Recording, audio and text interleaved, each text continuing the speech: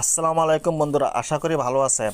আজকে আপনাদের সাথে আলোচনা করব মুরগির ডিমের খামারে লাইট কত ঘন্টা জ্বালিয়ে রাখতে হবে এবং মুরগির ডিম মুরগি কেন খেয়ে ফেলে এবং এর চিকিৎসা কী, এইসব বিষয়ে আজকে আপনাদের সাথে বিস্তারিত আলোচনা করব। খামারে লাইটটি অত্যন্ত গুরুত্বপূর্ণ ভূমিকা পালন করে। ডিমের প্রোডাকশন বাড়ানোর জন্য লাইটিং ব্যবস্থা ভুলের কারণে ডিমের প্রোডাকশন অনেকটাই কম আসে। তাই এখানে যে নিয়মগুলো বলা হবে তা ফলো করুন, ইনশাল্লাহ ডিমের প্রোডাকশন অনেকটাই ভালো আসবে।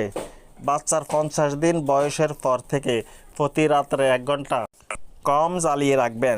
যেদিন থেকে 2-1টা করে ডিম আসবে অথবা ডিমের 10% হলে 16 ঘন্টা মুরগির চোখে আলো রাখতে হবে, অর্থাৎ খামারে আলোর ব্যবস্থা করতে হবে। বাকি 8 ঘন্টা অন্ধকার রাখতে হবে। লাইটগুলো যেন ঝুলন্ত অবস্থায় না হয়। এক লাইট থেকে অন্য লাইট 12 ফিট দূরত্ব হবে। এভাবে লাইটগুলো সেটিং করতে হবে। মুরগির ডিম মুরগি কেন খেয়ে ফেলে এবং এর চিকিৎসা কী কী? মুরগির ডিম মুরগি নিজেই খেয়ে ফেলে। এই সমস্যাটা হওয়ার কারণ হলো ক্যালসিয়ামজনিত অভাবের কারণে। আপনার মুরগিগুলো যে খাবার খাচ্ছে তার মধ্যে পর্যাপ্ত পরিমাণ পুষ্টি নেই বা ক্যালসিয়াম নেই। একটা মুরগি যখন ডিম দেয় তার অনেক ক্যালসিয়ামের ঘাটতি পড়ে।